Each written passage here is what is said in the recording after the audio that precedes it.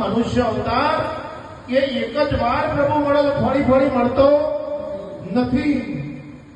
કોઈ સ્ત્રી નથી કે કોઈ પુરુષ છે નહીં. આ તો આ ઘાટ પ્રગટ કરેલા છે. અને આ ઘાટની અંદર જે અઘાટ વસ્તુ છે સદગુરુ મહારાજે બતાવવાનો ઈશારો કર્યો છે. ઘાટ અને અઘાટથી કે હું પર છું, એ પુરુષોત્તમ છું. શું કીધું? ઘાટ અને અઘાટથી હું પર છું, એ પુરુષોત્તમ છું. હે અર્જુન, હું જૂના વસ્ત્રોનો ત્યાગ કરી અને નવા વસ્ત્રો ધારણ કરું છું. આ તો એક સપના જેવો છે સંસાર. આ એક સપનું છે સાહેબ. તમે બધા એક સપનાની અંદર, માયાની અંદર બરાબર ફસાયા છે. અને એની અંદર કોઈ સદગુરુ મહાત્મા પરમાત્મા મળી જાય અને એનો ઈશારો લઈ, એની કંઠી પહેરી, એનો ઉપદેશ લઈ, મન મંત્રનો સિદ્ધ કરી આપણા જીવનની અંદર ઉતારવાનો છે. તો જ આપણું મરણ શુદ્ધ. નક્ય બાકી અમે તો જોરદાર ભક્તિ કરી હતી, કોઈનું ખોટું નહીં કર્યું, તોય અમે ખાટલા કેમ રીતીએ છીએ? એનું કારણ પછી મારે શાંતિ વિચાર કરીને કહેવું પડે કે તમે શરીરથી કર્મ નથી કર્યું, પણ બેઠા બેઠા મનથી કર્યું છે, ઓખથી કર્યું છે, કોનથી કર્યું છે. વિચારોથી કરેલું કર્મ ક્યારેય કોઈ છોડતું નથી.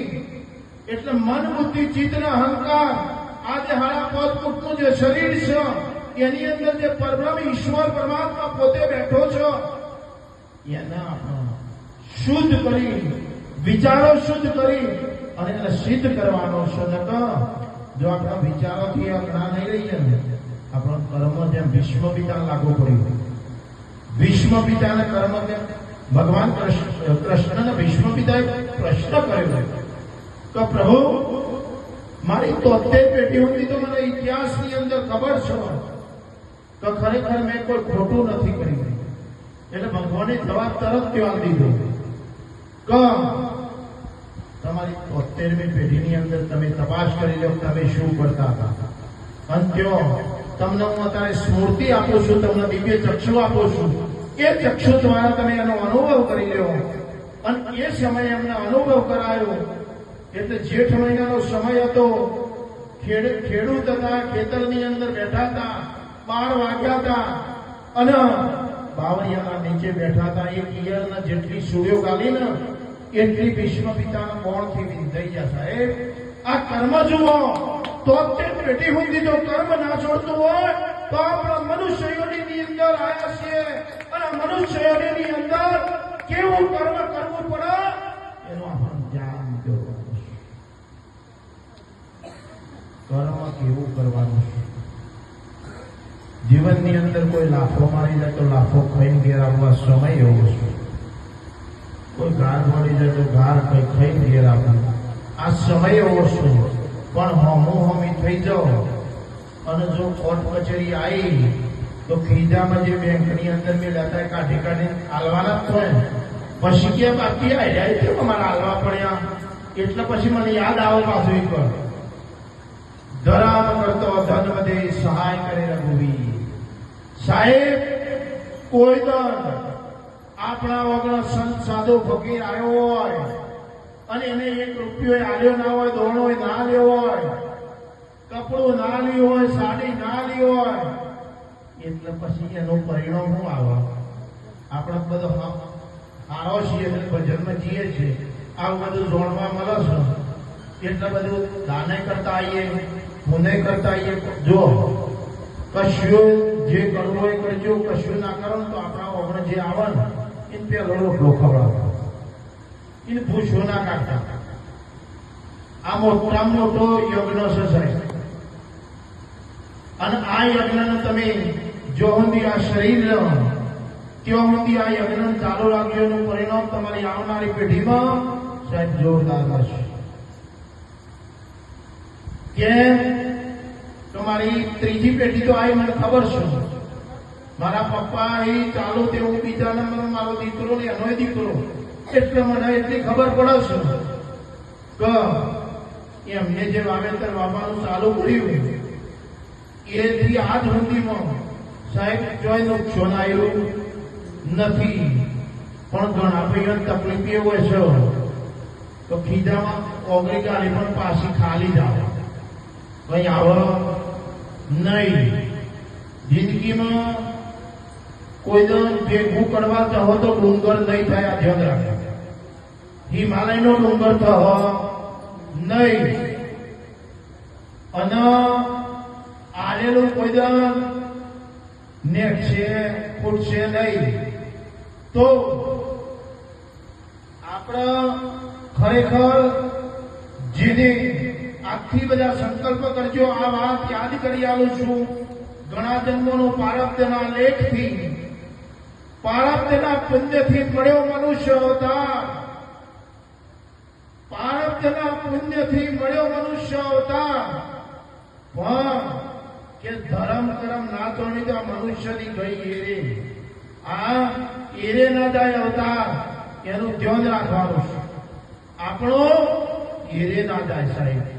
અને મારો એક મિત્ર હતો અમદાવાદનો. અમે આજથી 15-20 વર્ષ પહેલા ભેગા ખૂબ હતા. એના આગળ ખાવા વાળું કોઈને પાછળ કોઈ નહીં. સાહેબ કોઈ ચા ના પાડે, આ કોઈ ચા ના પાડે. મીન કીધેલું લે આ તારું તું ખા. સાહેબ રણી ધણી કોઈ નાચી ને કોઈ મકાની બધું હરી ગયું. બધું હરી ગયું સાહેબ. એટલે આપણું કરેલું આપણા દીકરા ભોગવી આપણો અબો વાયો દીકરો કેરી ખા. પણ આપણે વાયો હોય તો આપણે ના વાયો હોય તો એટલે ધર્મનો અબો આપજો. પેલા અબા તો શ્રીમયમાં છીએ પણ ધર્મનો અબો વાવજો. અને ધર્મનો એવો અબો વાવજો બધા કેરીઓ હોય. આપણો છોકરો એકલો હોય એવી આશા ના વાવવા. અને ચોકિયાત નહીં મેળવાના. ચોકિયાત મેં લે ને તો કે પેલા મારી કેરી ઉતારી લીધી. પેલા અરે ખાવા દો. આ તમારું મારું નહીં. જે દન જન્મ થયો તે ખીધું નતું. જે દન જન્મ થયો તે ખીધું નતું. આપણા જહુ એ દને ખીધું નહીં હોય. વચમાંથી આ ખીધો દરજીઓ જોડે તો હાથે કરી બનાવ્યો. બરાબર. કોઈ ગણોઈ તો પાડતો બનાવે પણ ચોર ખીધો બનાવ્યો.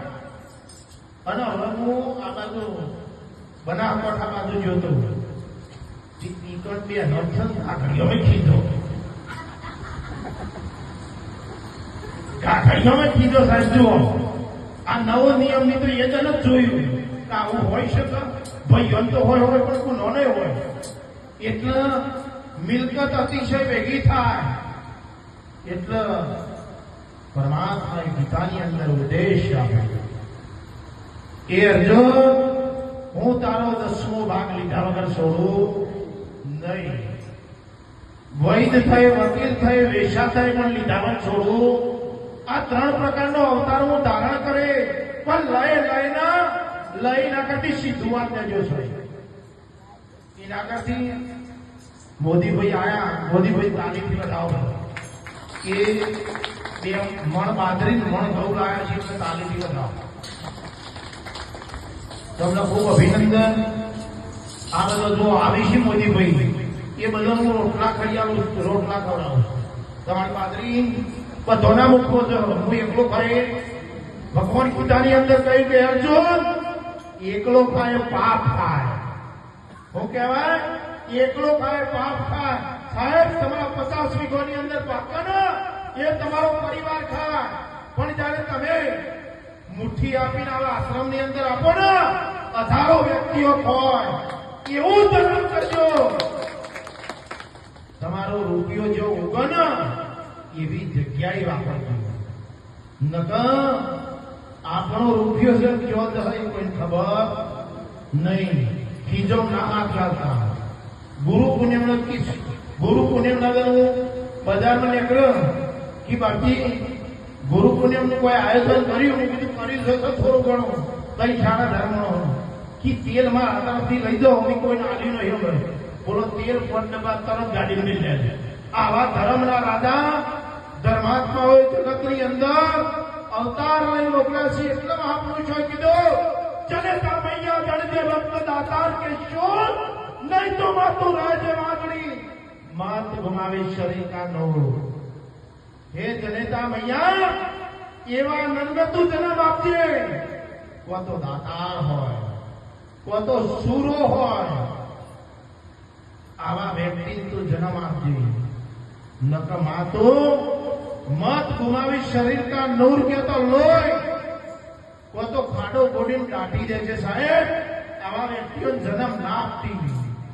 એટલે આવી જનેતા મૈયાઓનો ધન છે તો જેવા દીકરાઓને જન્મ આપજો તો એવા શિક્ષણ એજ્યુકેશન એવું આપજો કે જેથી કરીને ધર્મનું પગથિયું ચલવી અને કર્મનું પગથિયું પણ ચાલે, સંસાર પણ ચાલે અને ધર્મની અંદર આપવાવાળો જોવો. એટલે ધર્મની અંદર મળે તો તમારી વસ્તુ પ્રગટ થાય, નકર થાય નહીં. આપણે જયારે પરીક્ષા કરવા નીકળીએ કે સાહેબ આપણી આ ગૌશાળા ચાલે છે અને આ ગૌશાળાની અંદર આપણે આટલી બધી વાતો કરી અને આ વાતો કરી એમાં પહેલ કોણ કરે શું હતું? આ ગૌશાળાની અંદર કોઈ પહેલ કરે? આપણે ધર્મની વાતો કરીએ, ખૂબ સત્સંગ કર્યો અને એમાં પહેલ કોણ કરે છે જોઈએ. આપણે ધર્મની વાતો કરી બધી હોભરીએ કરી, પણ પ્રેક્ટિકલ કરવું હોય તો આપણે પ્રેક્ટિકલ કરવું હોય પણ ગૌશાળાની અંદર કોચ પૂરવાના પૈસા આપણે કોકના ફોન લેવા હોય તો શું કરવું બરોબર?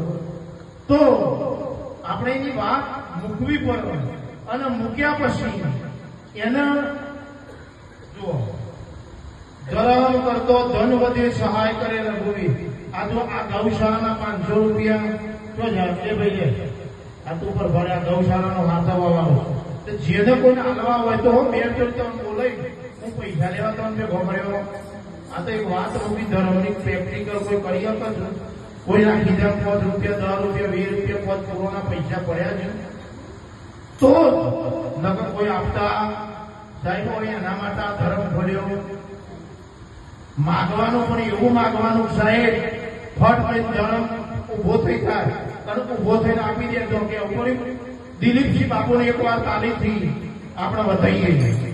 બેનો કોઈ આવી તાકાત પડી જ નહીં.